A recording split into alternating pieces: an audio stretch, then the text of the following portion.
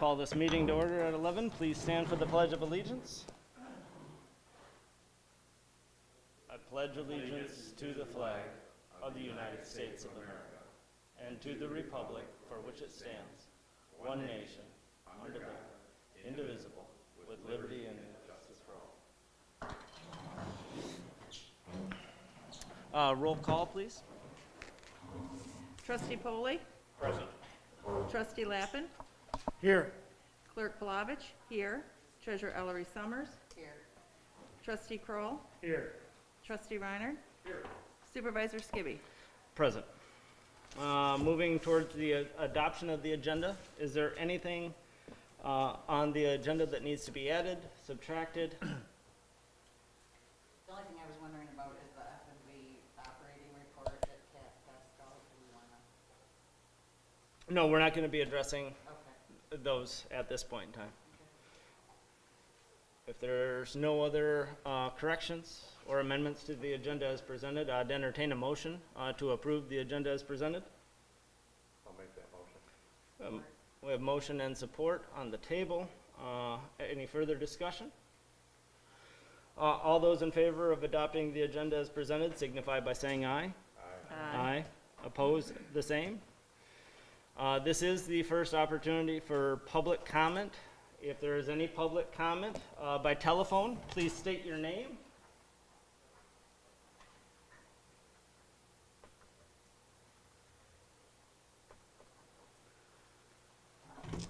I'll again repeat myself. If there's anybody by telephone that has public comment, please state your name. And I also reached out online to see if there was any public comment. I have not seen any on either format. So moving forward to the payment of the bills. I believe that the payment of the bills has made its way around. I know that Laura had emailed it out. Do we have a motion to make payment of the bills? I'll make that motion. We have a motion on the table to make payment of the bills. Is there support? Support. It's been moved and supported. Any further discussion? You have to hit the button when you're ready to talk. Yeah. it's green. So when your light's green, you're ready to rock and roll. So you can play around with Want it. to make it green right now? Yes, if you need to. If you need to talk. Just tap it and your light will, there you are. Yours aren't green, are they? So we have a motion and support to make payment of the bills. Any discussion? It's just a quick tap for us. Holding it will be full power. There you go. Now you're on. Any discussion? Seeing none, roll call vote, please. Clerk Palovich, yes. Treasurer Ellery Summers? Yes. Trustee Kroll? Yes. Trustee Reiner? Yes. Trustee Polly? Yes. Trustee Lappin? Yes. Supervisor Skibby? Yes. Moving forward to the minutes of December 28th, 2020, a regular scheduled meeting, and January 6th, 2021, a special meeting. Do we have a motion to approve the minutes of both meetings? I'll make that motion. We have a motion on the table to approve the minutes of both meetings. Is there support? I'll support. It's been moved and supported. Is there any further discussion? Seeing none, all those in favor of approving the minutes of December 28th and January 6th signify by saying aye. Aye. Oppose the same. Minutes approved. Moving forward to correspondence. We have the minutes of two different County Road Commission meeting minutes of December 1st and December 30th, 2020, and then also the County Road Report. Do we have a motion? Oh, Mr. Pulley. I just have a question if I can. Why do we have these in our reports all the time? Is it something we have to have or? We do not have to have it. We just try to, if we get correspondence from other municipalities or partner jurisdictions with their minutes, we try to highlight. That way, if we have any questions, then everybody should be in the know. We don't have to. It's just we don't often always get consistent correspondence, so we just have it. Yes, Laura. I mean, I find it helpful, especially from the road commission, if we enter into new road projects. Well, I think that's fine, but when we're not in there, I just was thinking why we. It's why just correspondence, so might as well have something if we got it. So I will entertain a motion to receive and file the correspondence as presented. I'll make that motion. We have a motion on the table to receive and file. Is there support? We have a motion and support to receive and file the correspondence. Any further discussion? Seeing none, all those in favor signify by saying aye. Aye. Aye. Oppose the same. Correspondence received and filed. Moving forward into old business, Mr. Golden, would you like to start the discussion of the adoption of proposed ordinance 143? Sure thing. At our last meeting, the board adopted a motion to introduce ordinance 143, which is several zoning ordinance amendments. I've published a notice of that introduction, so we're good to go. So today, we could use a motion to adopt ordinance 143, and then I'll take care of the publication later today. Okay, thank you very much, Mr. Golden. Do we have a motion on the table to adopt the zoning ordinance amendment for ordinance 143? I make that motion. We have a motion on the table to move forward with adopting proposed ordinance 143. Is there support? Support. It's been supported by trustee Lappin. Any further discussion? Seeing none, roll call, please. Trustee Reiner? Yes. Trustee Foley? Yes. Trustee Lappin? Yes. Clerk Palovich, yes. Treasurer Ellery Summers? Yes. Trustee Kroll, Yes. Supervisor Skibby? Yes. Nathan, may I ask a question? Do you alert Denise Klein now that this was adopted? Because I'm assuming she'll revamp your zoning ordinance then to... Yeah, so, and that's, I think just to kind of keep it in a linear fashion, yeah, either yourself, I try to pair it with Lynn as Okay. well, so if there's any internal mechanisms that Lynn can do before there's any adhered cost, Why don't I email Lynn and copy you and Denise? I would appreciate that. Okay. That way we're all on the same page with this item and the upcoming business item as well. The next item of old business is the adoption of proposed ordinance 144, which is an amendment to the sanitary sewer and water ordinance. Mr. Golden, would you also like to highlight 144?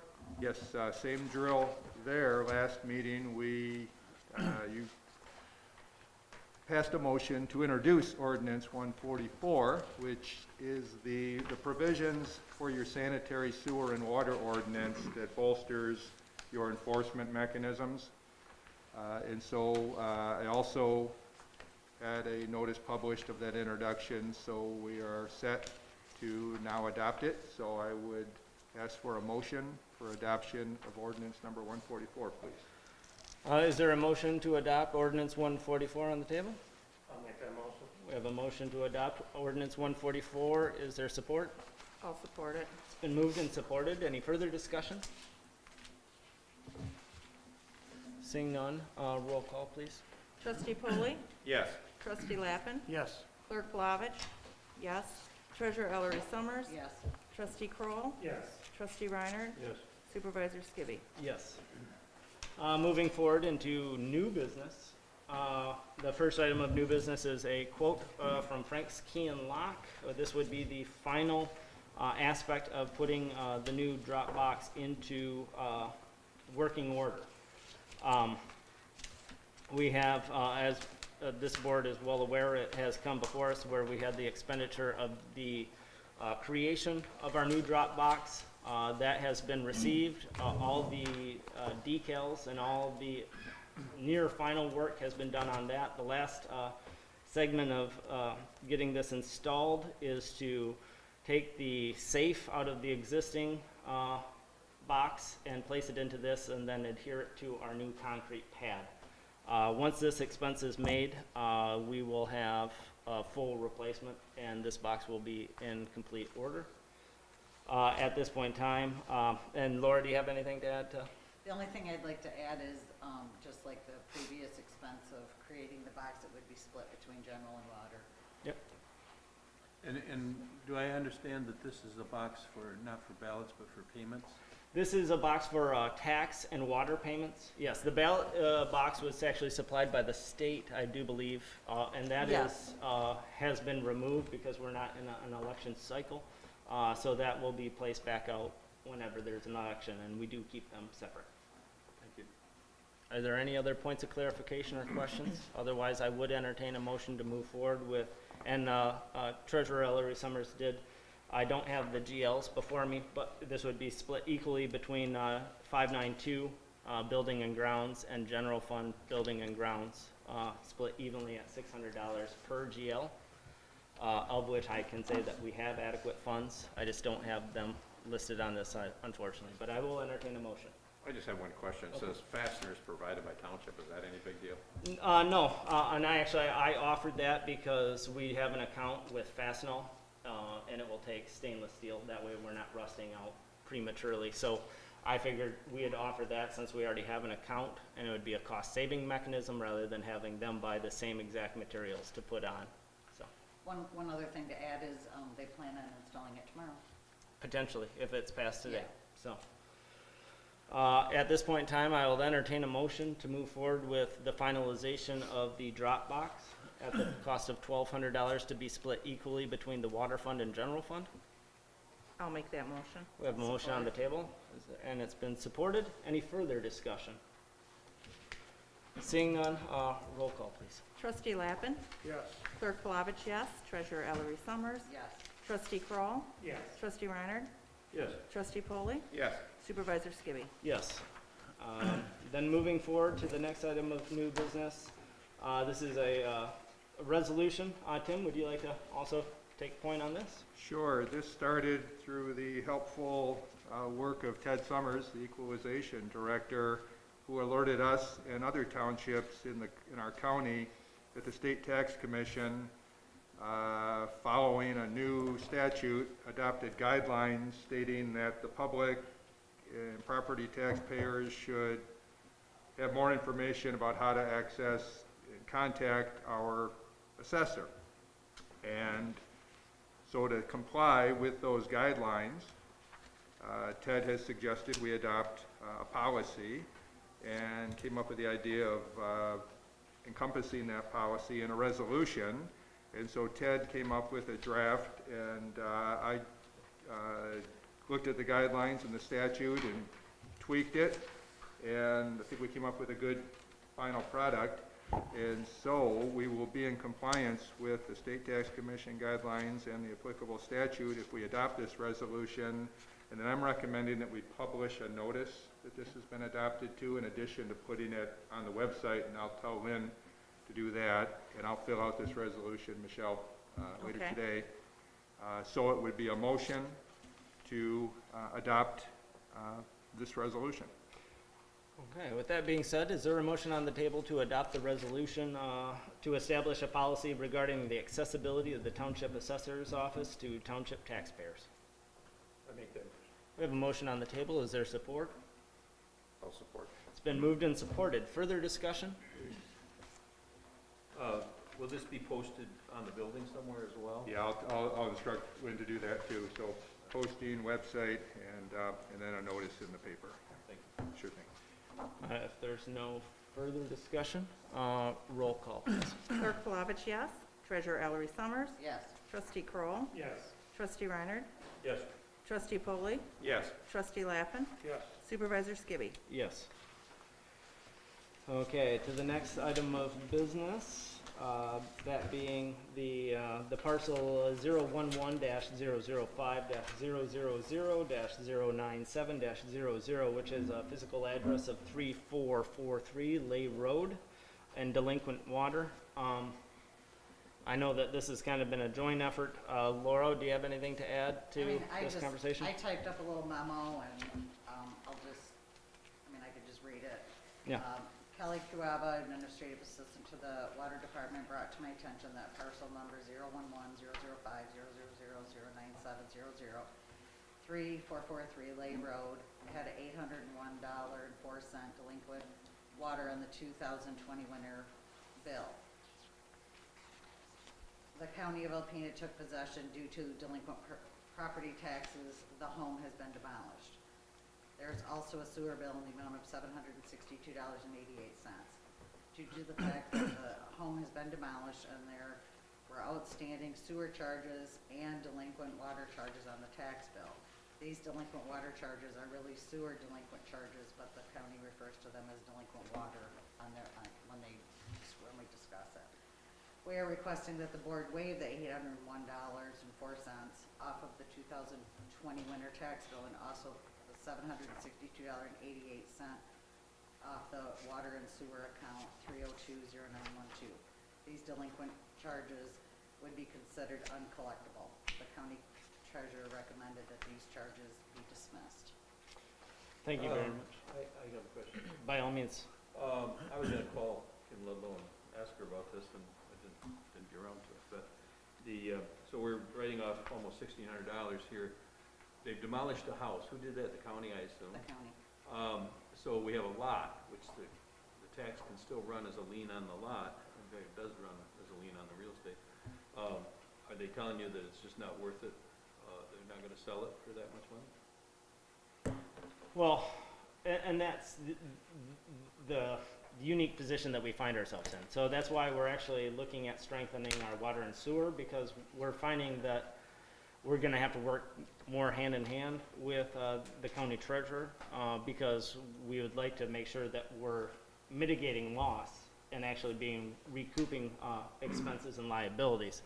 So right now, this has already been done. So we have no ability to not waive it. What's been done? I believe the sale of the foreclosed property. Well, it's demolished. And the demolished home. Well, So but they don't demolish the land. The land's still there. Right. The And land's what value does the land have? I'm looking at the tax assessment. I assume that was with the house on it, which was a retail value of about $30-some thousand. Correct. But if that was been reassessed by the county, and they're saying the lot's worth, taxable value or equalized value of somewhere around 15,000, 16,000, so the market value is around double that, then the question is, why would we release our lien, or do we have a lien? Yeah, go ahead. Well, the way Kim explained it to me is that if there's a foreclosed property, that during that foreclosure process, we can't collect, like it's, So our lien is wiped away with the foreclosure? right through that process. Yeah, we just went through that with, I was thinking I didn't have that file, but maybe I do.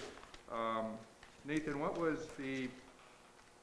how did this just come up a few weeks ago? Not for this particular parcel? No, it came up where If you remember.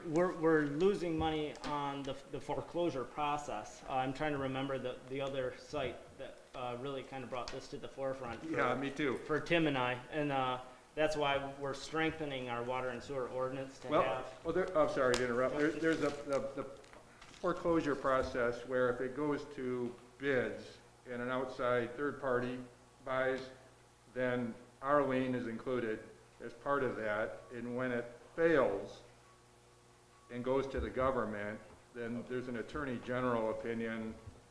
I don't think there's appellate case law directly in point, but it's the attorney general. And so Kim, in this other case that, sorry, drawing a little bit of a blank, said we're at that stage where it has been extinguished. I don't think there's anything we could do other than buy the property when it comes around and.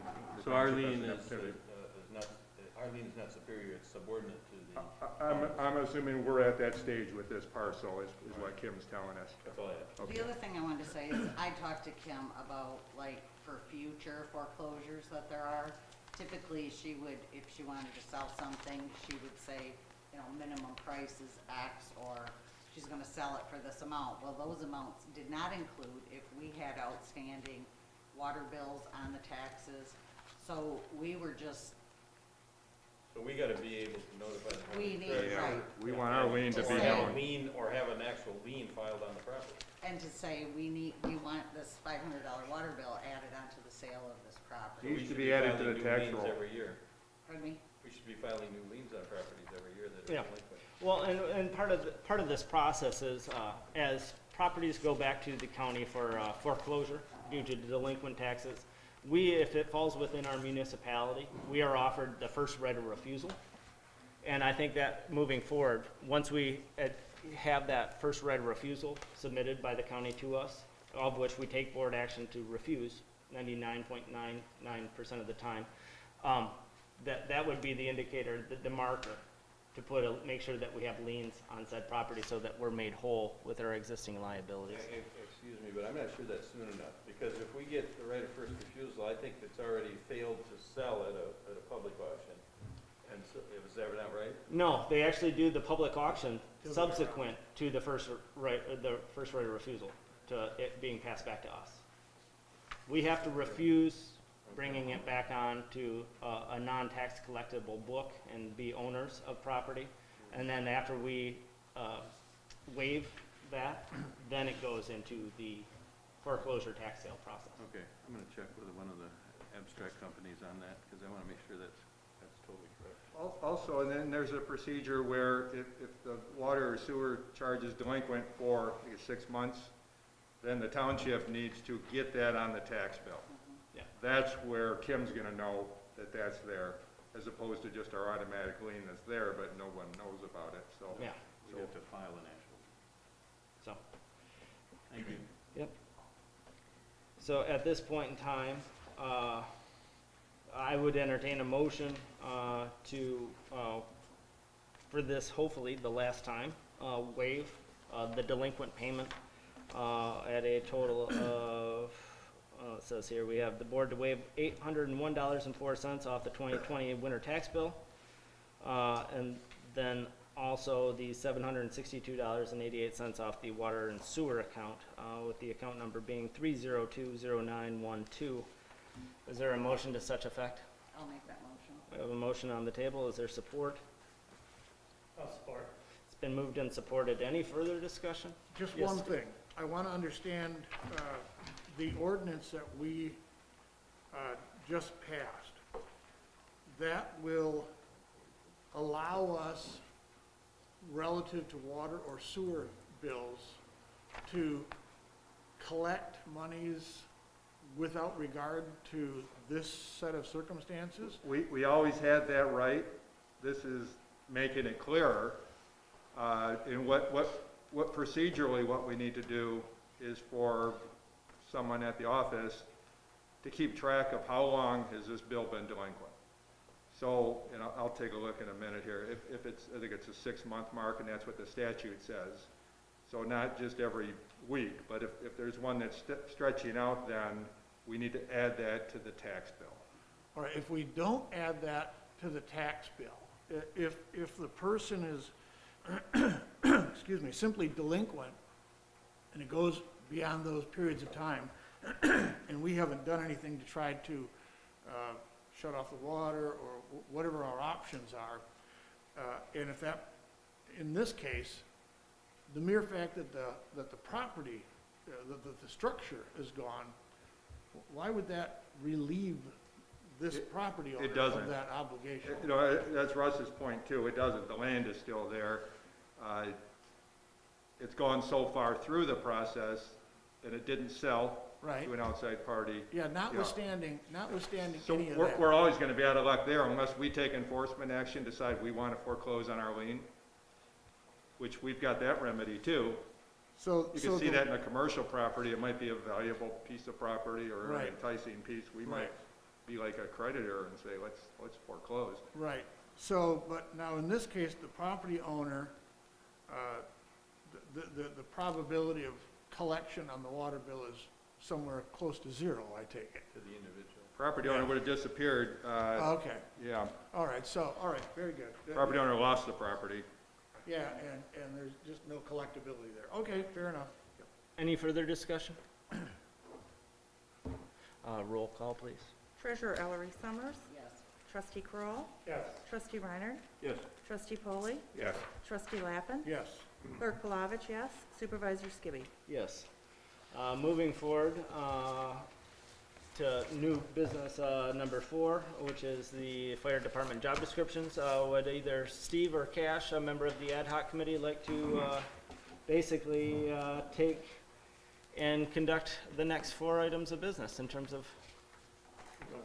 All right, so yesterday, actually at the 2 ad hoc committees meetings that we've had, we have concentrated for the most part on job descriptions. As we know, last Board of Trustees meeting, we adopted language for a firefighter, And our job Monday, or after that meeting and including yesterday, was to go through the job descriptions as formatted by the loss control department of the insurance company.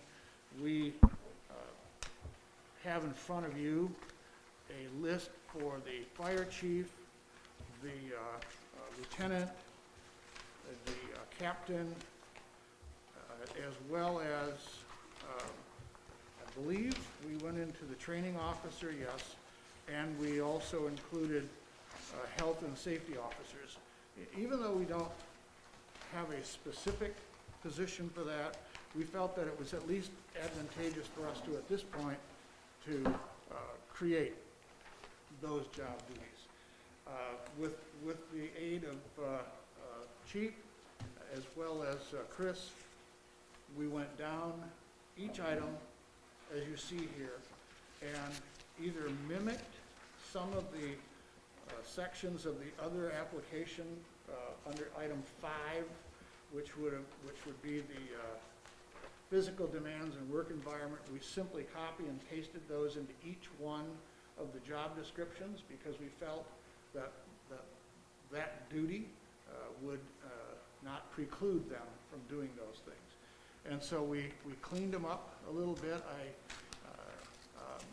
The one area that I think if you look at the job description for the training officer, Roman numeral 3, item 8 would be, you'll notice a blank there. We believe that that blank should say the Board of Trustees. In effect, what it's saying is that this training officer may recruit and complete pre-employment processes and recommendations to the blank, should be a Board of Trustees, because we don't believe it should go to the Personnel Committee.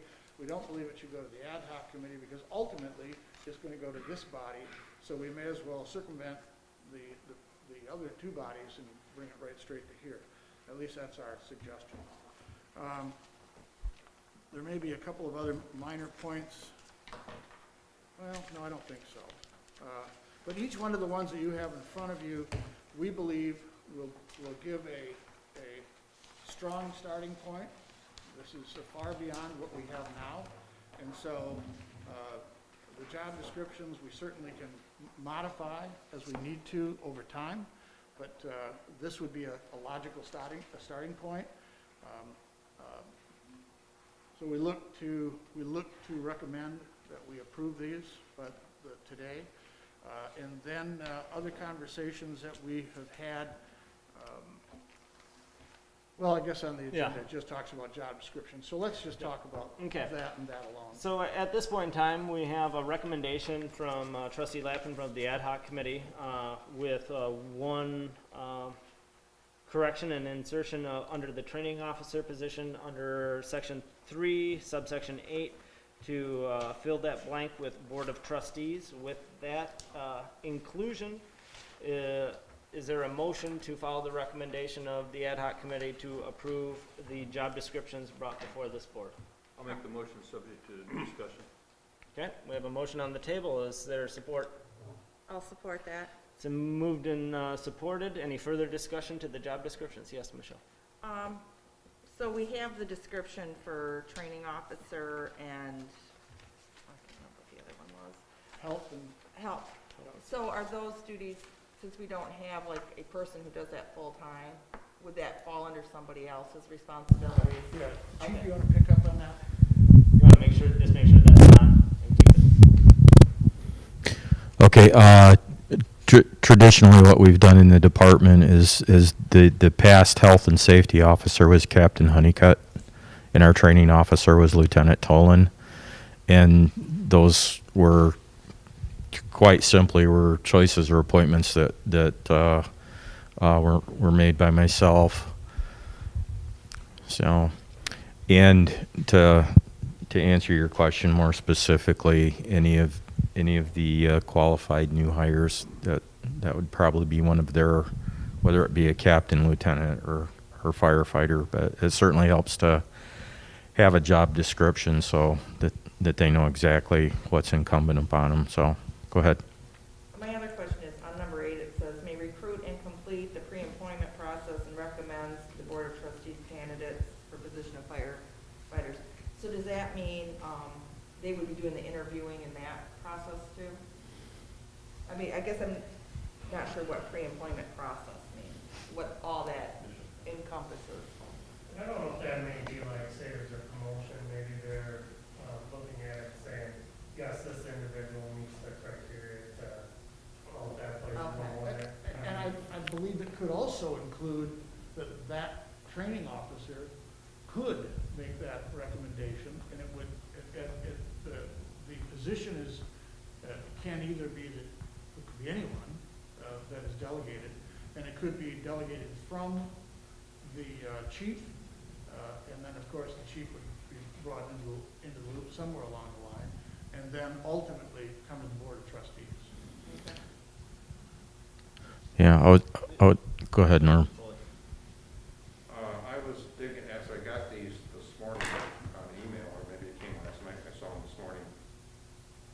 But I remember, and I went back and dug in my bag and my stuff, we already have a fire chief job description. We already have a deputy fire chief job description. We also have a fire chief training officer, that's the same one, fire chief training officer position. And we also have qualifications and requirements of full-time. So I think you need to either delete these, upgrade them, or these take the place of old ones. They're in the minutes. Help me to remember something, but I believe that the job descriptions that you're referring to had not been approved. Well, how about the February 1 minutes? I'll read them to you. These Okay. ones have. Okay, so they had been. We just were not aware that they existed. They were not even in my office. This happened before this board. Okay. In my early or later term of the last term. I'll read this for you. A motion was made by trustee Duncan, supported by trustee Foley, to move ahead with the plan presented to create a part-time fire chief training officer position, appointing Kevin Osborne to the position and create a deputy fire chief inspection position, appointing Dave Robbins to that position. Each position would work 3 hours. But the motion was carried on a unanimous vote. That was February 1st, 2016. Oh, and we had actual job descriptions Yes, laid out? you can make copies of these. I didn't have time to do that today. So I think you need to either So- delete or do something. I think Yeah. these would supersede that if we approve I was these today. just gonna Fine, so say, you- we should you can probably say that. make that, Well, Tim, to I'll legal, defer I guess, to you. I mean, by today's, if we move forward with the recommendation of the fire committee of these job descriptions, would, in this vein of conversation, would it not supersede the existing, or would we have to nullify the You existing? just do another motion after you do this motion to make it clear. yeah. Just one Yes, last thing. trustee Reiner. Just raised a few questions for me, and well, 3 things there were not. So if these duties are absorbed into another position, like a chief, a captain, or a lieutenant, such as training officer, and so on, and what's the other one? Health and safety Health officer. and safety, yeah. Is there additional compensation then contemplated, or are we premature on that question? We talked a little bit about that, and we felt that there may be some sort of a stipend that would be appropriate if that person is taking on duties beyond that, which would be their usual job description. So we haven't quite got there yet, but yes, we've at least discussed that. And 2 or 3 questions, or maybe taking these questions or, Dave, I don't know what ICS and NIMS or NIMS means. Could you just briefly? ICS is the Incident Command System, and NIMS is the National Emergency Management or Incident Management Systems training that's required of all firefighters now. Procedure for making sure at any particular scene, there's a process for determining who's in command. Correct, and there are different levels that are consummate with each officer's position. For example, we require, I'm just throwing out some number here, so we require base firefighters to people that are paid on calls, or just full-time firefighter to have like 100, 200. If they're moving up into mid-management or supervisory position, you know, it would be like 300 and 400, and so on and so forth. So that by the time you get up to a somewhere up around a captain, battalion chief, so, you know, a senior officer position, they should have the whole gamut of them, which runs like 1 through 800. So 100 through 800. So. That's more internal thing. One question I had as to the officer positions, lieutenant, captain, and chief. The years of experience, talked about minimum required education and training, and there was always so many years of experience required. Should that, this is the question, should that say full-time experience as opposed to, I don't know, paid on call or whatever? I mean, would that be counted as experience in the same way, or should it be as someone who's had a part of a full-time position in a fire department? Well, we didn't really get that deep into that. I guess I would defer that to Chief as to whether or not that would be advantageous. We did talk about, there are many fire departments throughout Michigan, large ones too, that are volunteer fire departments, that may come with significant experience, but they may not have been full-time. For example, Troy is a large volunteer fire department. And so, I guess none of them would be considered full-time if I'm understanding your question. So, if we put that in there, that would elevate our minimum requirements. And there may be somebody that has significant experience, but wasn't a full-time fire person. I'm talking about officer level positions. Well, and so, Which are full-time people. there would be, I presume at places like Troy, that the command structure would be set up no differently than a command structure would be set up here, but to the fact that they're volunteer.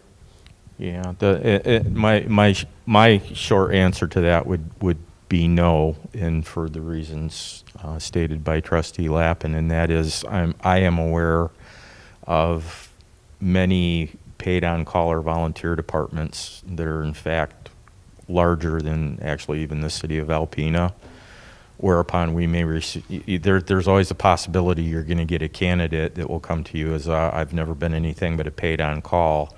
But through the interview process, if you were to get down to brass tacks, you would find out that they, you know, may have responded to more calls per year as a volunteer or paid on call than, you know, perhaps one of our full-time, and that's something that should be, we should seek out in, yeah. So that, I don't know if there's any other way to, you know, talk about the experience there. I mean, if it's a department like ours with less than 20 total calls a year, or about 20 fire calls, and somewhat less than that of structure fires, you know, I'm not sure they're ready for a command position, but if they've only been doing that for the 3 or 5 or whatever years. But anyway, that was just a point. The other question I had has to do with Chiefs, and it's 315. Roman numeral 3, paragraph 15, talks about release of information to the press. Are there any limitations on that? Well, you know, it's interesting because I looked at that too, and I wondered what kind of parameters should that be? And maybe we need to discuss what that means. A press release as it would relate to conversations, for example, at a fire scene where the media is right there, I suppose could certainly be considered a press release, quote unquote. But whether or not we start talking about managerial sort of in-house sort of things, if that would be appropriate or not. I don't know the answer to that, and I would defer that to this group for discussion. My thought was, just what you said, you know, is that, yes, at a fire scene, you're gonna be talking to reporters, they're gonna wanna, they're gonna stick a microphone in your face, Right. they're gonna wanna, something. And appropriately so. I mean, none of us have any knowledge of what went on in the fire. Maybe some of you do, but I don't. But for policy things relating to the township, I would see some limitation being necessary. I don't have any issue with defining what that means. And if we want to take the time to sort of define that now, that's fine. Clearly, we have a chief now, so this could possibly go back to this particular one, could probably go back to the ad hoc committee for more discussion, or we can talk about it now. And to me, I think that we're having good open discussion. I saw that as well. We've kind of teetered back and forth historically. It has always been known, and Dave and I have actually talked about this, of by all means, you have the authorization as a representative of the township to discuss those incidents. As time progressed, that has laxed, and I think it needs some clarification because we have had press releases of management structure and other defining avenues. So where do we define that as a board? The policy and procedure manual as well kind of discusses it, but from my point, we are sitting in a discussionary phase of a motion and support for all of these job descriptions combined. So if it behooves the expediency of the ad hoc committee just to finalize the parameters here and now, I would suggest let's do that rather than to send it back to an ad hoc. So this would, if there is discussion, let's clarify what that authorization looks like and very well defined. We can make a friendly amendment to the motion and to the support of said motion so that we can complete this, since this is a position that is already fulfilled. And we need to probably have an answer now. So what would be the recommendations for clarification of section 3, subsection 15? As it states, currently authorizes the release of information to the press. Do we just expound on that sentence? Information to the press of information pertinent to incident command, or Trustee Foley? Can I read what was in the original one? Yes, most definitely. Serve as a spokesperson for the fire department, establish and maintain effective relationships with citizens, news media, community groups, and township officials. That's pretty broad. So there's no definition there. That's the old one. So I'll listen to recommendations from the board. Yes, Laura? Just one comment I'd like to make is, I mean, and I do agree with if you're on scene and you know, making answered questions or whatever to the media, but I feel like the supervisor needs to have a role in this or be part of the press release. Because so many times it's like I see something in the news and it's like, oh, I didn't know about that, or, you know what I mean? And it's like, or I sit on the board and I didn't, you know, I wasn't made aware of that or whatever. I just think communication is key too, and if it was left up to the chief, then just to, You're Yeah, not gonna be making statements that over fires. I don't mean that. I don't mean at fire scenes. I mean, if there was a different kind of a press release that went out. Or are we gonna have a board Like an meeting? official, right. But I mean, because of course, I mean, the supervisor isn't gonna be at a fire incident. I mean, it's pretty rare, you know, that would happen. And I do agree, giving the chief that authority to comment with the media. yeah, I'll be happy to abide by whichever side of the fence you guys fall on, but I just let you know from my chair, when somebody says the word PIO or public information officer, to me that means at an emergency scene. Well, And anything else beyond the aspect of me giving a soundbite for TV or newspaper at a scene, I agree with you, and again, Supervisor Skibby and I have talked about that in the past as we've had the opportunity, but because I've acted in that capacity at the city when I was fire marshal and certainly have here, so my understanding was is when you say public information officer, that pertains specifically to emergency circumstances and scenes. Anything past that, as far as like, well, you know, the board added policy and procedure last night or such and such would be, you know, I would kind of defer on that, but, So, yes, did you have? Well, I think, are you referring more to like, when the fire department has their fundraiser for, I think it's MDA? Well, something. Or they have their open house and we hear about it after the fact? Well, that is part of it. Right. But just sometimes it's, you know. So, and that's I can't the think of other things exercises. off the top of my head. But, I mean, even if you work together to prepare or whatever, Yeah. however. Well, and I think in this discussionary phase, I think I may have just found some language that will kind of keep it clear and yet fairly simple. If we just expand this sentence of subsection 15 to authorizes the release of information to the press pertinent to emergency response. For me, that kind of defines what we've talked about. That's essentially what I was just writing down.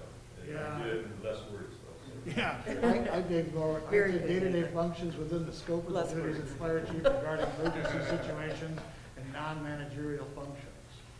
So, I'm open to what, I think we're all on the same vein, but let's make sure that so I believe, are you having Ms. Doust clean up I these? certainly can certainly have it cleaned up while we're here today. Yeah. So, authorizes the release of information to the press on day-to-day functions of within the scope of his duties as fire chief regarding emergency situations and non-managerial functions. Something like that. Or you can keep it super short and sweet. Pertinent to. Pertinent to Pertinent emergency to response. emergency You like response. that KISS method better? Sometimes, and it's a rarity that I use less words, Yeah, very And well. but I did get kudos from Clerk Palovich. I'm fine with that. So who made the motion? What did you say? The motion was made by trustee Reiner and supported by clerk Palovich. So I'll reiterate, authorizes the release of information to the press pertinent to emergency response. Now, let me ask you this, as the devil's advocate. By all means. There is firemen have the boot where you put the money in for The MBA MBA, or right. something like that. That would not be, that he wouldn't have the authority to do those sorts of things. And we've worked historically where it's come before and I just tip the hat. I mean, And that's a no-brainer on Yeah. that one. But I'm fine with that, with the understanding that there's certainly gonna be times when we're gonna dip outside of that for Yeah. special reasons. so to the motion that was presented, would you be in approval of a friendly? I would ask for an amendment to the motion as the words you stated. Okay, and I will reiterate, we have an amendment, a friendly amendment to the original motion. As support of that motion, are you, Yes. okay? And I'll read it again. To authorizes the release of information to the press pertinent to emergency response will be the change. So the motion is to approve the job descriptions with this change to item 315. And the other one, the training officer. And the training. Training officer 3, section 8 to the Board of Trustees. Those would be the two amendments to the documents that had been brought before this board. So we have a motion, a friendly motion, and a friendly support. Any further discussion? Seeing none, that's a roll call. Trustee Kroll, Yes. Trustee Reiner. Yes. Trustee Polly. Yes. Trustee Lappin. Yes. Clerk Palovich, yes. Treasurer Ellery Summers. Yes. Supervisor Skibby. Yes. Moving forward, Steve? Should we make a secondary motion Yes. to end? Thank you very much for bringing that back to the forefront. At this point in time, with the introduction of new job descriptions, I will entertain a motion that these new job descriptions replace the existing job descriptions for chief, deputy chief, that were presented by trustee Polly per the minutes of February 2016. So moved. I have a motion on the table from trustee Lappin, support by trustee Reinhardt. Any further discussion? Seeing none, roll call as well, please. Trustee Reiner. Yes. Trustee Polly. Yes. Trustee Lappin. Yes. Clerk Palovich, yes. Treasurer Ellery Summers. Yes. Trustee Kroll, Yes. Supervisor Skibby. Yes. So continuing on, ad hoc members and chief, new item of business is fire department staffing recommendations update. You wanna go with that, Chief? Well, as it stands right now and building on the last meeting, I'll just let you know where we're at and where I believe we're headed after the committee meetings. And that is, after the last meeting, I'd contacted the top 3 candidates. I am still awaiting to receive contact from 2 of them. And the first one that initially indicated he was interested and looking forward to moving on with the process, then contacted me yesterday and withdrew his name. So that leaves us back to the top 2 candidates that I still need to recontact. That's what you said. What did you say about the one you contacted yesterday? I think you heard back and what? He recontacted me yesterday and withdrew from the process due to, her personal school and family and such, so. And go ahead, Norm. So you have one person that's interested? No, we have, the one that stated he was interested is the one that contacted me 2 days later and withdrew his name. And We I'm, have at this point 0 interest. well, correct, from the standpoint that the other 2 that I contacted, and twice have not contacted me back yet. When did you contact them, Chief? I mean, how long has it been since you contacted them and haven't heard from them? Forgive me, because I just got off of 48, but today is Tuesday, correct? Okay, Friday and yesterday, so, So you tried twice to reach out to them? yes. Okay. And if I may, and to the ad hoc, it would be my understanding that if, per the board's motion at the last meeting to offer 3 positions, is it the ad hoc's position that now that one of those top 3 candidates has fallen off the list, that one of the others would That would be my thought. move that up? we- Yeah. Moving down the ladder. Yes, Michelle. I mean, there's 2 left that we haven't called. I don't know why we wouldn't call them, because if we have not received a response, I almost expect that to be a not interested 2 on the other 2. They have not gotten back to you yet. Yeah, I'll be a little bit more optimistic and hope they just worked all weekend or something, but unfortunately, you're probably correct. But my bottom line is I just want to be clear that I have permission from the board to keep moving down that list of the candidates that we've interviewed. So, From my position, that's how I would naturally look at Do that. we need to make a motion, though, to do that? I would, because our initial motion was to allow for 3 people. So at this point in time, it would be the recommendation of the ad hoc committee and the chief to allow Chief Robbins to continue to reach out to the remaining 2 from the first cycle of interviews. And I would also, so moved. We have, Second motion of the committee. we have a motion and support. Any further discussion? I would suggest also that we not rely on just what we have in front of us, but to continue to post and to make overtures to wherever we can make overtures to acquire people that would have an interest in being within the township fire department. So we have a motion and support. So is the motion to reach out to the 2 remaining candidates and to continue recruitment process? Absolutely. Yes. Okay. Any further discussion?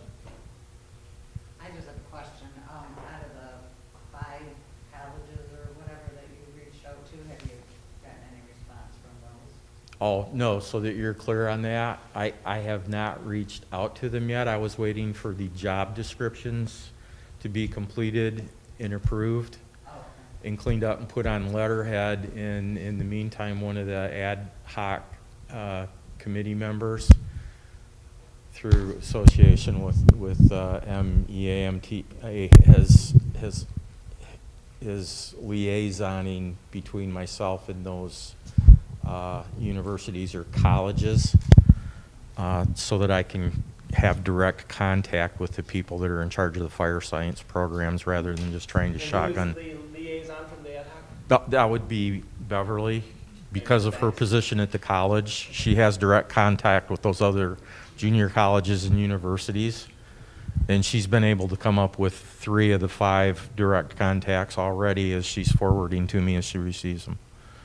Have we reached out to the union regarding advertising this position?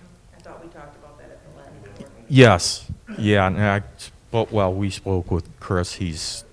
I don't think that'll be a problem. He's gonna do what he can to get it into the periodical from the, I have written down the MPFFU, Trustee Lappin and I have talked about getting it in through MTA, and then the colleges and universities that I mentioned would be Delta Schoolcraft, Oakland County, Lansing Community, and Lake Superior State University are the ones I'm aware of that have fire science programs and or academies. So, Anybody need clarification as to the motion that was on the table? We are allowing for additional, could you actually, please? I have it to allow Chief Robbins to reach out to the remaining candidates and to continue the recruitment process for the 2 candidates. Right, yeah. If there's no further discussion, roll call, please. Trustee Polly. Trustee Lappin. Yes. Clerk Palovich, yes.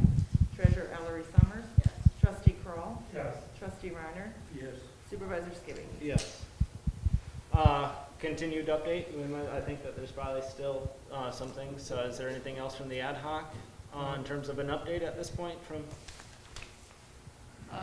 Not anything that would, I don't think we have anything that would necessarily be relevant. We're going to continue to go down the path. We'll probably be talking a little bit about budgetary issues and those sorts of things at our next meeting. We will try to establish a time in which we can have a man by the name of Patrick Nelson, who is a risk control representative for the Michigan Township Participating Plan, who has also had 27 years as in the fire departments. He has a significant amount of knowledge and may very well be able to illuminate us some on some of the best practices. Wonderful. Trustee Polly. Are you also working on a plan for this to all go forward? Well, I'd like to think that's exactly what we're doing. Well, yeah, but do you have a big picture of this plan yet? Well, the big picture, in terms of like policies and procedures and those sorts of things. Or structural, or where? Yes. A plan. The plan I would wonder about is, you know, we've got job descriptions now for firefighter and EMTs, which my knowledge we haven't had previously. So what would be the plan for staffing, such as how many captains, how many lieutenants, how many firefighters full-time? And I would think you need less captains So the importance of having the firefighters EMT job description established was so that we, at least from my vantage point, it's easier to bring someone in at the bottom rung, bring them up to speed so that the captain, or excuse me, so that the chief can assess that person's abilities and then elevate them to either a lieutenant or a captain or whatever. I don't believe that every single person needs to be an officer. We established that from an IC standpoint, it's not relevant, that there always be, I guess, an officer on scene, but I should defer that to the chief. There are specific public acts that address it, and the need to have an officer is less important to me right now, and I presume the board, the committee as well, than to have bodies that are here. And so ultimately, the plan would be to have that structure set up so that we could get back in business. The quickest thing we want to do is to man this station as well. Yeah, my point is this, I don't know, I mean, when you're bringing people in, yes, you would hope that they would gain the experience so that they could be a lieutenant someday or a captain someday. But if we build it from the top down, it won't work, in my opinion. My thought is, you decide, you need one chief, right? How many captains do you need? Do you need a captain in every shift, or do you need a captain that's, how many lieutenants do you need? You need an officer every shift. But then, so, to me, you decide whether you have one captain, two captains, or three captains. We don't necessarily have to follow everybody else's model here. And then how many full-time firefighters? You decide that in advance before we hire person one.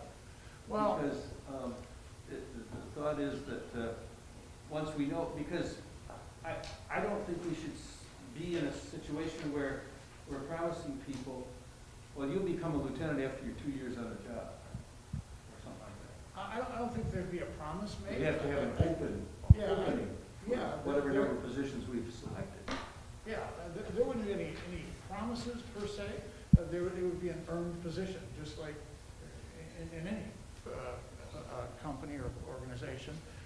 And Chief, if you want to respond to that in terms of the bigger picture, I know that we need a total of, well, we need at least 8, right?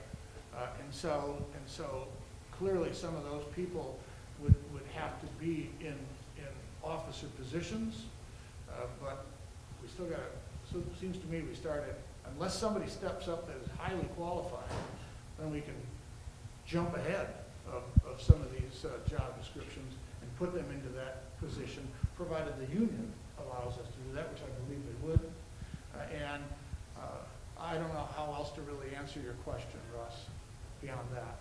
And I guess we're continuing, and I think the structure and that stuff is gonna come in our next few meetings. We're just not quite to that point yet.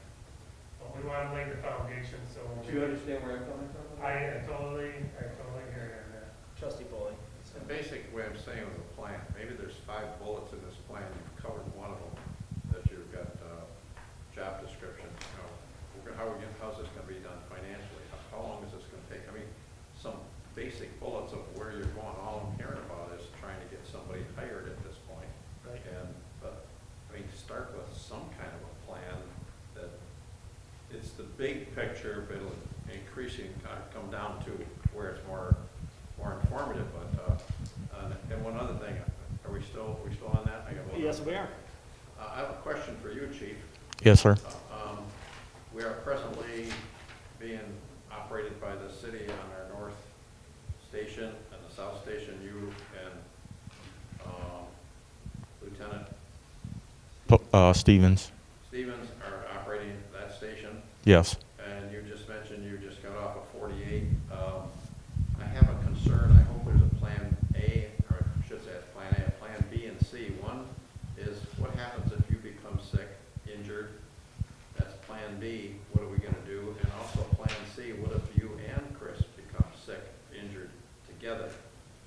How are we gonna take care of our citizens? Has any of that plan been put in place so that, who knows, you could get hurt walking out of here and you're not able to do the jobs that are required for our south side station? Yeah, I'll answer that. It will sound a little bit more personal and emotional perhaps, and with all due respect to everybody on the board, working 48s down at South where and it's being taken care of, but my experience for the last week is I'm not in my office because my office is up here, and trying to get my office moved down there, and I'm out email right now. I guess printer was kicking my butt yesterday. He had to step in, but let's talk about the wheels falling off the wagon, so to speak. I'm so busy running around all four corners of the wagon trying to keep the wheels on. I'm not really worried about, with all due respect, I'm not worried about on the map what's coming up 2 miles down the road. I want the daggone wheels back on the wagon. And as far as planning and everything, I think I've already indicated to the board I'll be happy to give like 6 month, 1 year, 3 year, 5 year, et cetera, as far as where we want to be as a department. But in none of my fire classes, management classes, previous management experience with, I was in a management position with Coachman Industries, if you're familiar with them. I did not ever conceive having to make a plan for the demise and destruction of my department, which is kind of what's happening right now. So, and I don't mean that, and I see Nate do that. I'm talking about through a course of what happened, not that someone planned to do it. But what's happening right now is the department is you guys are fully is in a very, very hard situation, and I've got a knot tied in the end of my rope, if that answers your question. But I don't have a plan for what happens if that knot comes out, because truly, as you guys are aware right now, we had started out with 3 down south. And the concern back then is, well, what if one of you 3 gets sick, which indeed did happen. So now it's down to Christopher and myself switching 48s just to keep the station manned. So, and I think that kind of goes to Trustee Foley's point, is now we're in a predicament where we have 2 people that's upset. No emotion, because some of the adult individuals made their own decision. So moving forward, I think Mr. Foley's question was, if we're down to 2, we should have a plan, and we shouldn't just be, what would that look like? Because if we're down, is it now the reintroduction of a pay-down call contingent? Or is it looking towards our mutual aid partners? Because we're already down 1/3 of that workforce. And so what happens if we lose another 1/3 or 2/3? Our citizens are the ones that need the help. And what does that look like? Because is that now without a plan? Is it the fact that it comes back to the board and we have to reach out to the city as a potential, or to Sanborn Township to expand those parameters of a mutual aid? Because we're as time progresses, I mean, I think from my standpoint, my interpretation of the question that was presented is, has there even been a thought process in what that would look like if that scenario was to come? Or has that been a discussion at the ad hoc level? Because We did, in fact, Okay. talk about one person that came forward from the Alcona Township. Yeah. He's on the Alcona Township Volunteer Fire Department, and he has offered his services to come up and man the station on his work days off. Fill in any blanks that I miss here, and he's highly qualified. And in your packet, I guess board meeting, there was a resume from Christopher Wilson. And it seems like that would be a logical thing to do at this particular point in time, to take care of any burnout and those sorts of things, to buy us some time effectively. What I'm talking about, Chief, is you walk out of here and slip on this ice and you're done. What are we gonna do from that point forward? Chris cannot run the station himself. Do we have any plan in place, any contacts with anybody? Are we moving forward to make sure our citizens are protected?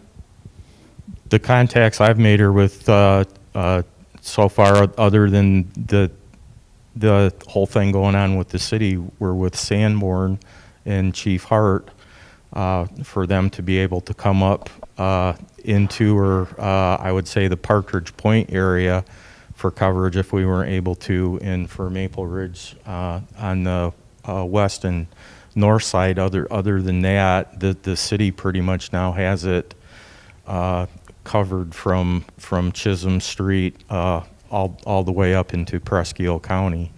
So. Yes, Laura. I have a couple of things I'd like to say.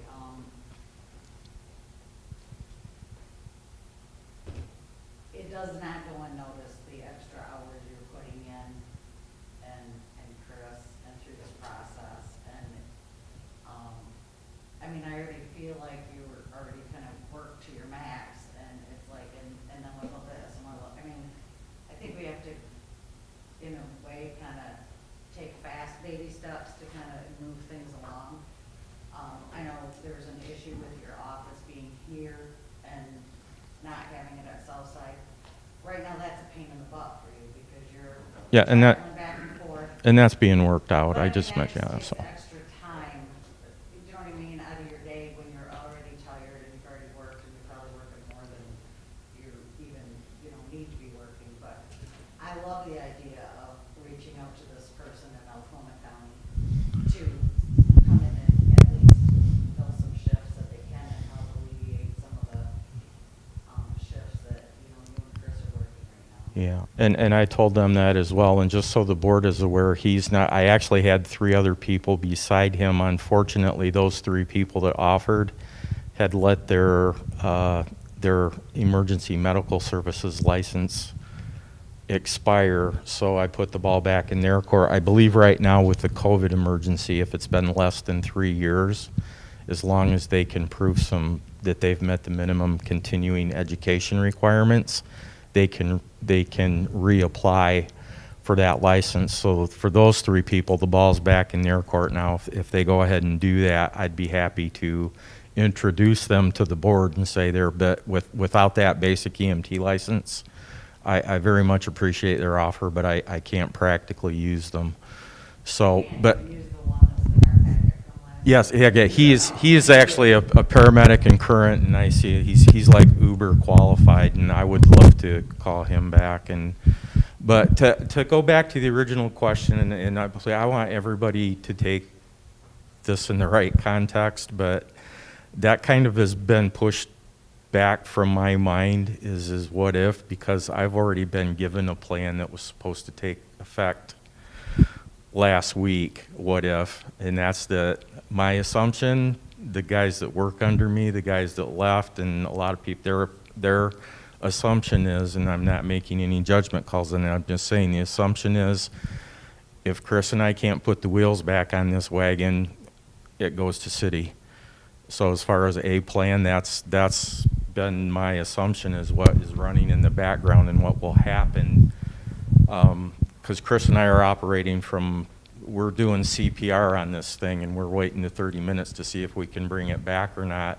If we can, fine, and we'll work with it, and it'll be a struggle. But if we can't, our assumption, Norm, has been is that Chief Forbush is prepared fully and has been to step in and take over fire and emergency services for the township. So. Has that been stated? I mean, has the city, do we have that the city will do that? I mean, I'm just looking for backup for our citizens. And by the way, Chief, all the time and effort you and Chris are putting in, thanks for your service, and we totally appreciate this. It's not about that. It's when things happen, are we protected so we can keep moving forward?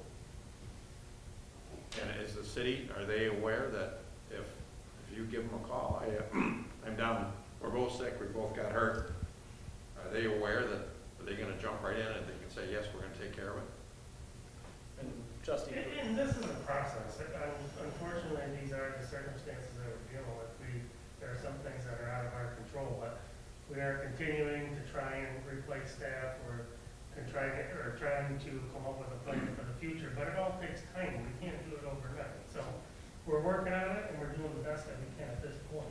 Yes, I understand that, but I'm just saying, that's all great and wonderful, that you're moving forward on that, but in the event that this happens, is it gonna be taken care of? That's all I'm asking. Is there a plan for it? so Michelle. I'm fully confident that if something happens, someone's going to step in and help us. I'm not losing sleep about that because I know that this community takes care of each other. And I do know that Chief and the ad hoc committee, they are working on a plan to try to rebuild this fire department. They probably don't have time to work on contingent what-if plans for all these. I mean, there's only so many minutes in a day and there's only so much they can do. So I applaud them for working, and the ad hoc committee and the other members are putting a lot of extra hours and time into this.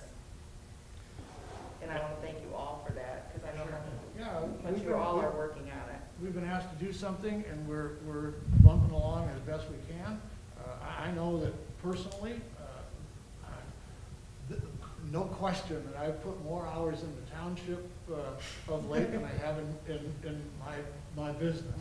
And so I'm happy to do it. I want to make sure that we do as much as we can to facilitate and come to a conclusion, and wherever that conclusion takes us. And so we don't know what we don't know, but it's always been my position, since this has come up, that we have a unique opportunity to create a best practices organization, but we have been painted into a corner, and we don't want to step on the wet varnish quite yet.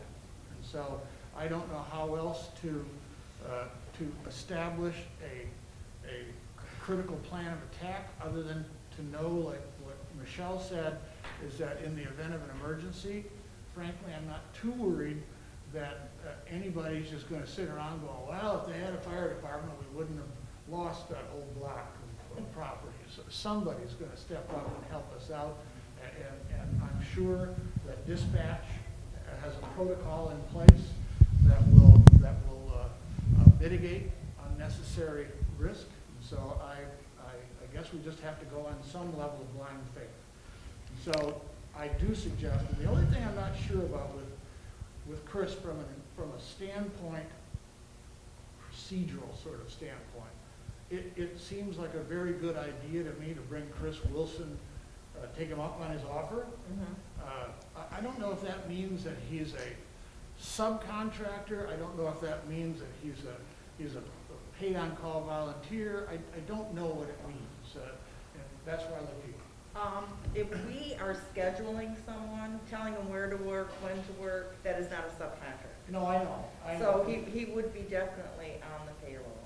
And so we have costs of some workers' compensation costs. We have some pension issues. We have, and outside of that, probably some FICA and so on and so forth. Right. So I don't remember what did he talk about a dollar amount? No. That is $10 an hour sticking in my head.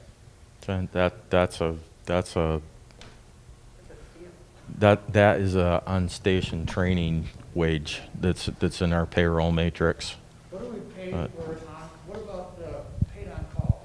Paid on calls are anywhere between $10 and $13, All right, so that must depending be, on their qualifications. that must be where Correct. that's coming from. So anyway, that would be certainly the suggestion of this committee.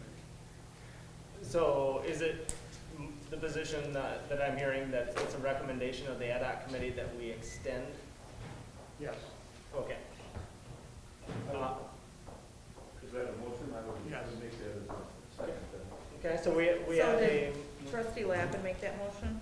trustee Lappin had made the motion, the support was given by trustee Reiner.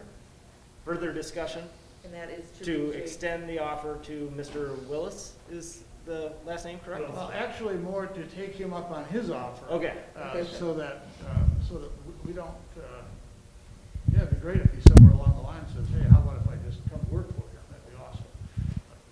But for now, let's extend. for now, we have a motion and support on the table to take Mr. Willis up on his offer. to temporarily fill shifts. Yep. Okay.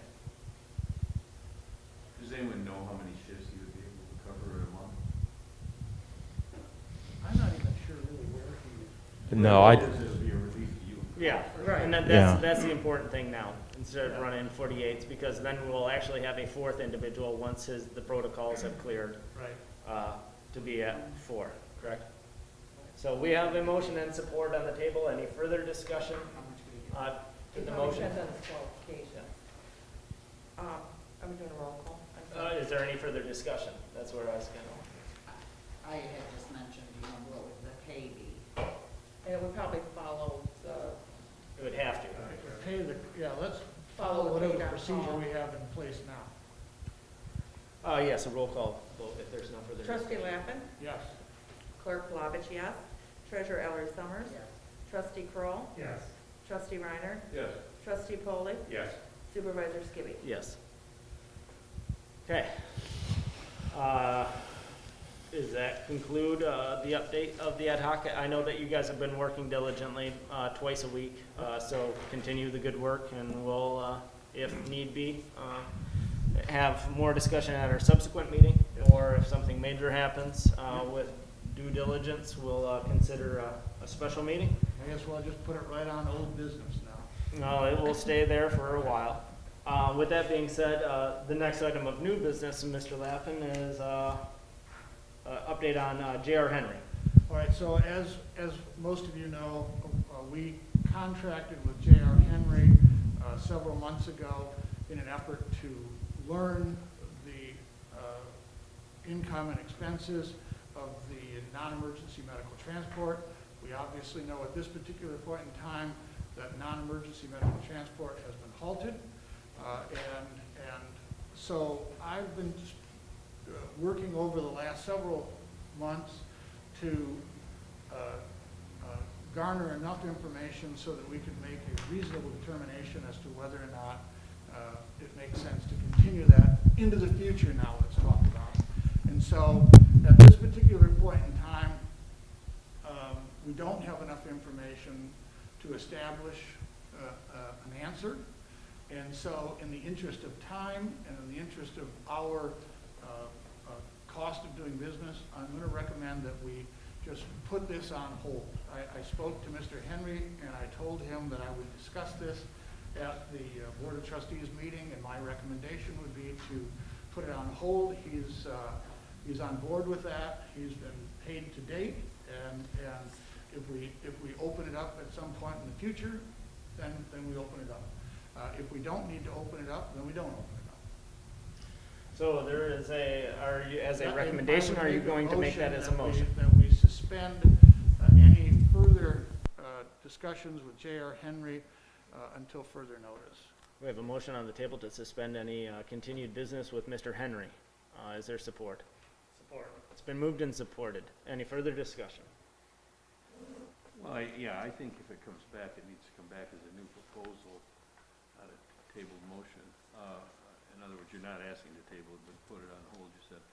I think that if we're gonna consider that, we need kind of to have a business plan to go along with it at that point.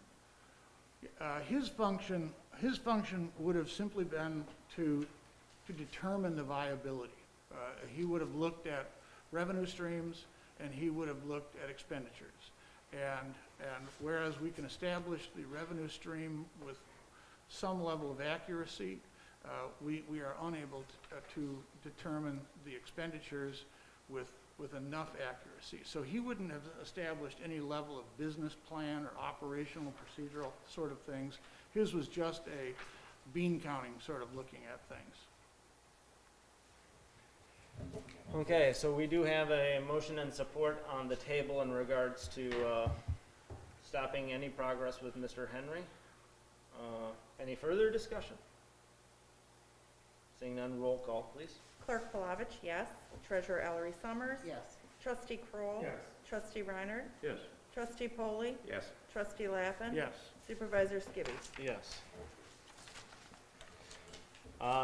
The last item of new business is, you'll see a single sheet. I just put some generic days. These are Tuesdays at a very consistent time. These are, as we are getting into this season, I have already requested from all department heads recommendations to said departments, which those, I'm getting those back as time progresses.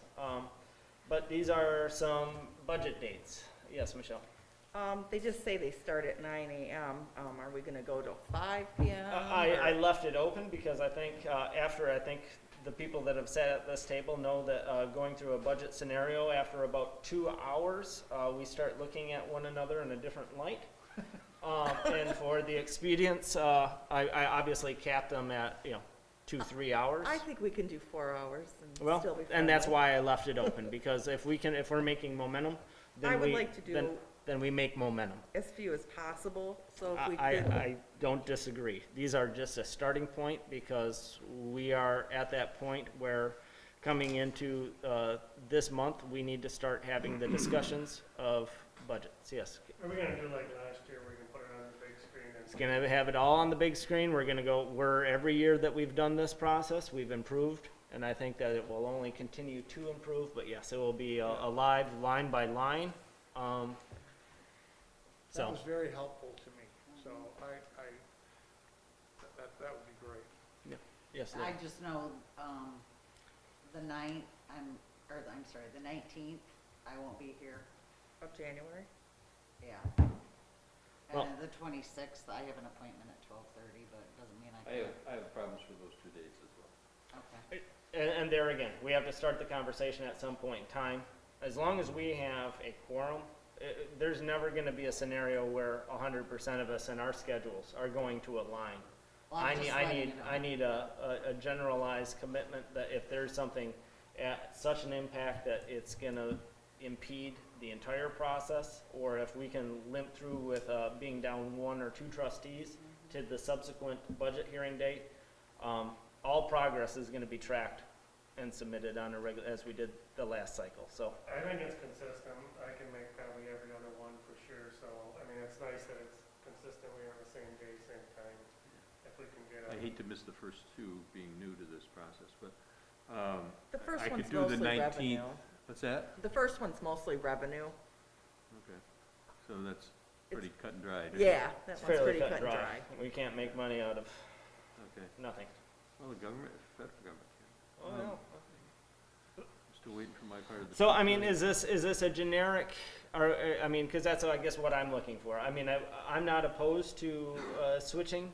This just seemed to work for on-site staff, obviously with the exception of some existing appointments and being maybe absent 1 day. This gives the 3 primary elected officials the capacity to be here and help that continue to have positive momentum as we move forward. We can always, this is not set in stone, we can always change, delete, or add a different date as meetings progress, and it becomes very apparent as we proceed through that process that we may or may not need a change and/or additional meetings. So this is at least a start point. Yes, I Laura? just have a question, so before we start these, I think, budget adjustments, will they be done like at the end of January, just so? All primary budget adjustments are already done. I But we believe need to review the we budget. need to review it, yes. But So, the 125 that we paid the first 2 installments, I don't know what I you're didn't talking look at about. that jail to the city for. Oh, yeah, we need to make a budget Make- adjustment. Yeah, there's a Yeah. few that are probably hanging. and out there that may we be a need to couple. do. We'll make all adjustments as it goes by the uniform budget. And maybe So- by our next board meeting, we could have, As it Some proposed as budget it stood adjustments up to look into at. this last week, all primary budget adjustments are by recommendation of the CPA were within department allotments. So there may be individual GLs that are skewed above and beyond that GL capacity, but as a department as whole, they're within the percentage of expenditure.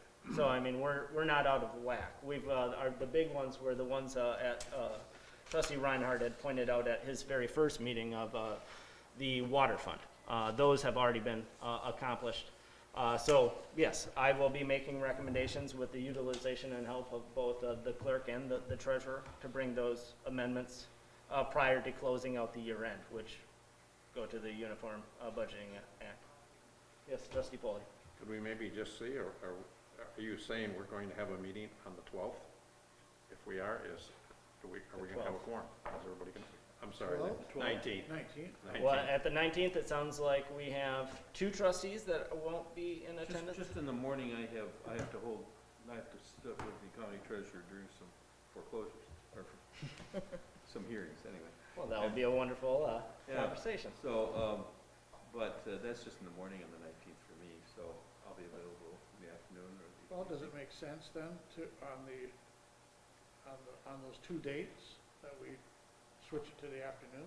And I'm therein. I just That's what I was wanted to asking. have something to where we can start a conversation, because as long as we have 4, we can continue to move forward. Obviously, I would always love to have 7, but Well, the 26th is, I started a 3-day jury trial on that date, so that's assuming the health department allows that. And so and I'm gonna be out of commission that week, or that part of that week. But, so do what you Fine. have to do. I mean, this is at least a consistent format. We can go in, like I said, we can always amend these days and times as we proceed. So Let's do just this. start here. let's just start here, Yeah, and if we need to change it, then we'll do so. right. Tim, actually, this is a question. Do we actually have to make a motion to accept and acknowledge the budget hearing dates as presented? These are special meetings, and it's aren't they? So we just, guess you just would timely notice each one, but why don't you do, Just a Do a blanket? motion and then I'll make sure they're posted. Okay. yeah. Yeah, because then I obviously, as everybody sees on this page, with March, I just put to be determined at our previous last meeting that was scheduled, being February 23rd. We will actually, in the finalization of the budget process, have to acknowledge that, and Tim, Yeah, I'd help with that Yep. when you get to the nitty gritty, and then I guess each one's gonna be an individual special meeting. We've got your normal procedure, 18 hours posting. Yep.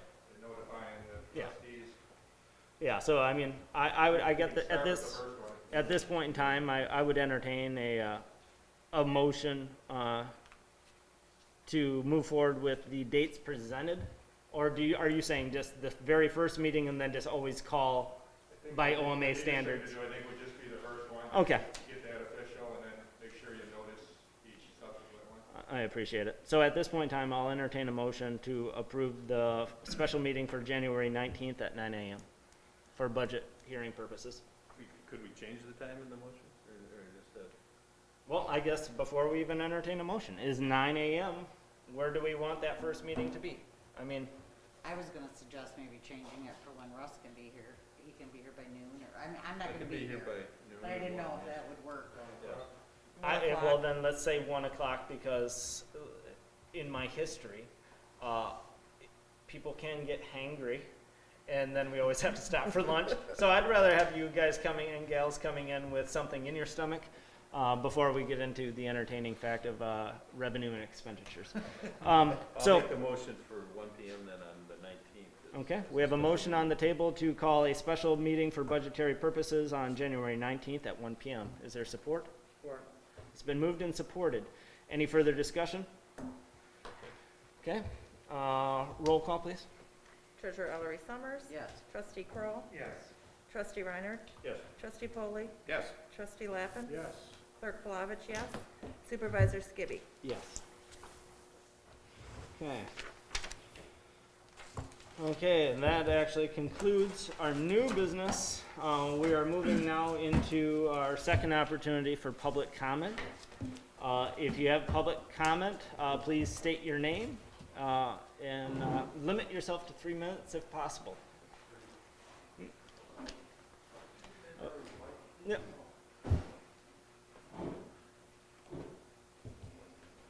Thank you. I'm Bill Forward, Chief of the Alpena City Fire Department. I just wanted to give you a quick intermediary report on the status of our operation on North Side, helping out with staffing there. Since January 1st, we have had an ALS ambulance with a fire officer or a fire officer certified, fire officer 2 certified acting officer, and 1 firefighter paramedic in the area 24/7. We also have the city engine here because our people are familiar with our truck and seem to make more sense. There have been 22 emergency runs on the north side since the first of the year. 21 were EMS runs, 1 was a dog rescue. Our average en route time from the time the phones drop to the time the truck is on the way is 1 minute. And the average response time anywhere in the North District from the Pressfield County line to the city line is 7.6 minutes on average. We have had 2 cardiac arrests in that time. We had 1 this morning. The response to that was the north side assigned city ambulance, and a city ambulance from the city. Myself, Chief Robbins responded, and a rescue from the city for a total of 9 personnel on scene, resuscitating that patient very aggressively. We had another cardiac arrest last week, and that was the only one of the 21 calls where we've seen a paid-on-call response. We did have 3 paid-on-call responders from Alpena Township on that other cardiac arrest, and they were very helpful. But generally, we're not seeing a paid-on-call response most of the time. We also had a high-profile dog rescue behind the Windsor Estates the other day. You probably saw it on the news. We're very proud to have been able to assemble 10 personnel on scene and in 22 minutes have the animal out onto the shore and being taken care of, which is absolutely incredible. And that was in your North Response District also. So very happy to give those reports to you. Again, 22 calls so far, and things are going very well. Thank you, Mr. Yes. Chief Warbush. Is there any comments or questions for Chief Warbush since we have him here? Thank you for what you're doing, sir. Happy to help. Okay, thank you. Okay, this is, as I said, this is an opportunity for public comment. If you have any public comment, please state your name and limit yourself to 3 minutes, please.